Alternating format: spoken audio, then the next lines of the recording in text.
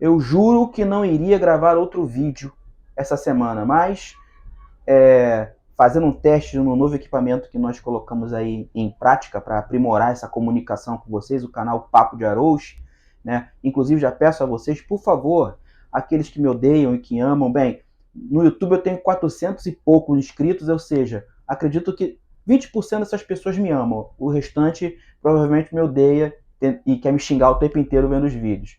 No Facebook, na minha página 1.500, na minha página pessoal 5.000, no Instagram 2.500, no Twitter mais de 700, enfim.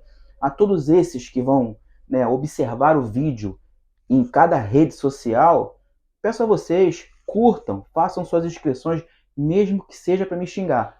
Mas a intenção aqui é a gente bater um papo maneiro sobre vários assuntos. Não é aquele lance que vou ensinar ninguém, não tem nada para ensinar ninguém, na verdade a gente vai trocar informações. Mas então, juro que não gravaria outro vídeo. Porém, foram tantas notícias de ontem para hoje que é interessante a gente continuar a bater aquele papo sobre Estado.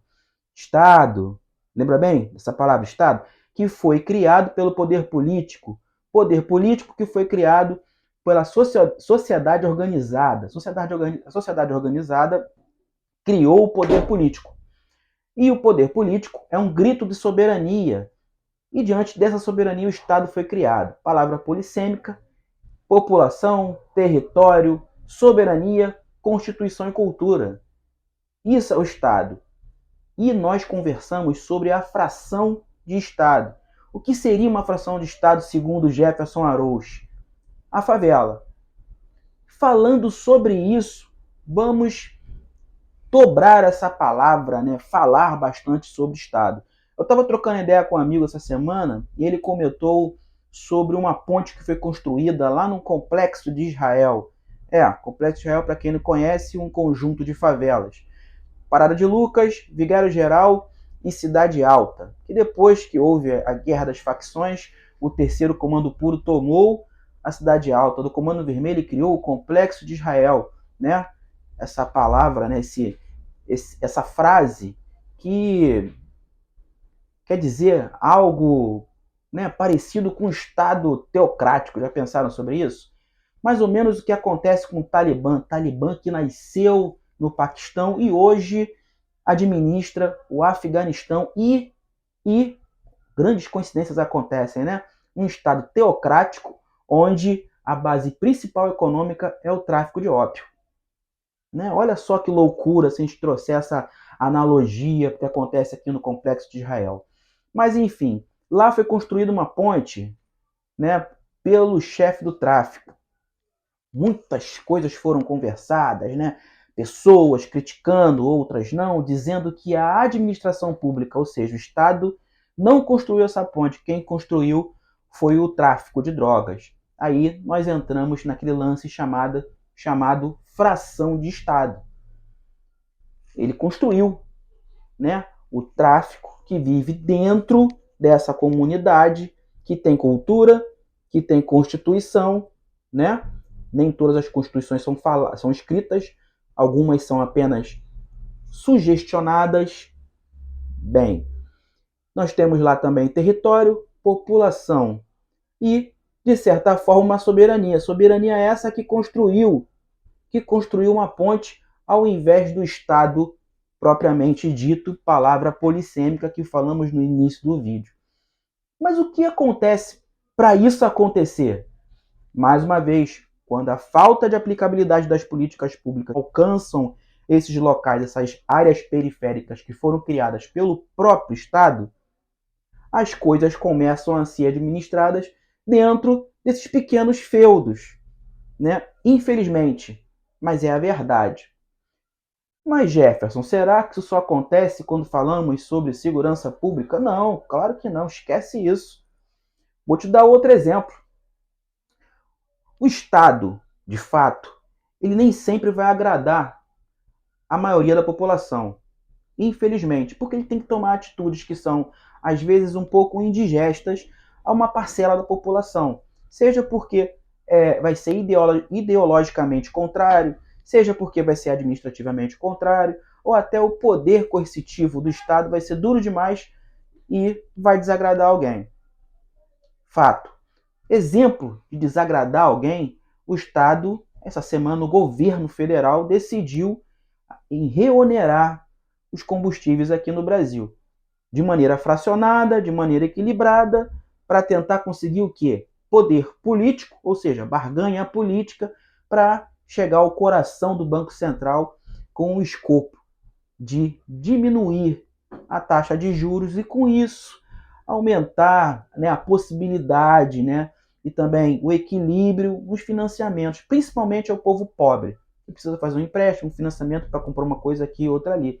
Não foi uma atitude muito agradável do Estado, do governo federal, né, em relação a uma parcela da população, em relação a uma parcela dos parlamentares, principalmente aqueles que fazem oposição.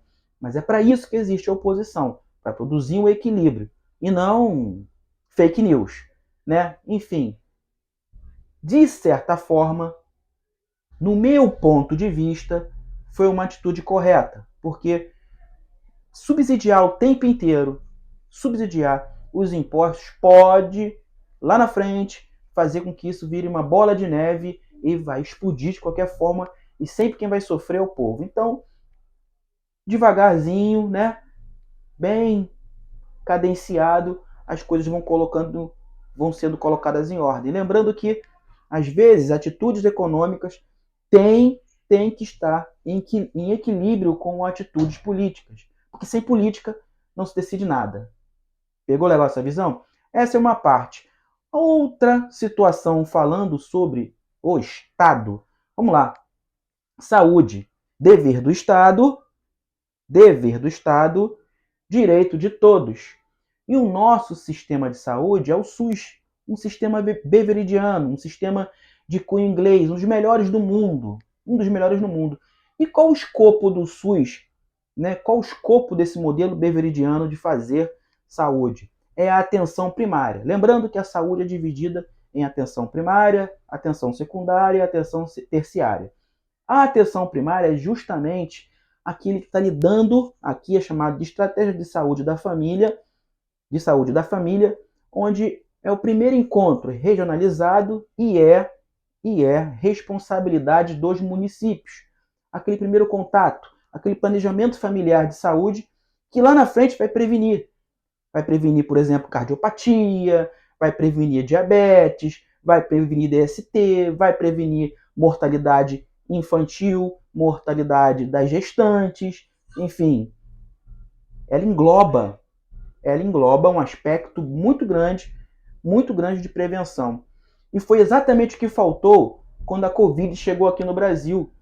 A nossa atenção primária não estava preparada para o impacto que teve essa pandemia quando chegou aqui, né, o novo coronavírus no Brasil. Ou seja, de certa forma não, sendo bem claro, não teve competência, não teve a administração pública competente para isso. Lembrando que o nosso modelo de saúde aqui no Brasil, o nosso SUS, ele tem muita gestão para pouco investimento. E a falta desse investimento faz com que o nosso cubo fique pequeno. E o que quer dizer isso? Ele não chegue realmente, de fato, àquelas pessoas que precisam da saúde pública. As pessoas pobres, que moram onde?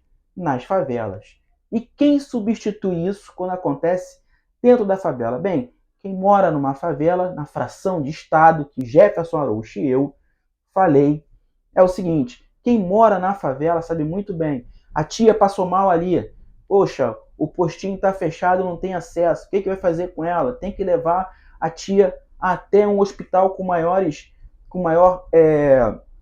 melhores ferramentas, né? Melhores profissionais. Alguém vai pagar a condução, vai pagar a Kombi, vai pagar o Uber para deslocar essa senhora, um exemplo, né, hipoteticamente, até um hospital com maior acessibilidade ou até para um hospital público. Mais uma vez, quando o Estado deixa de ter deixa de fazer com que aconteçam as políticas públicas de fato dentro dos locais periféricos, alguém entra em ação e aí passa a funcionar a fração de Estado. Estado que tanta gente reclama, mas é necessário. Estado, que a sociedade organizada criou diante do poder político. Hobbes disse uma vez: o homem é o lobo do homem.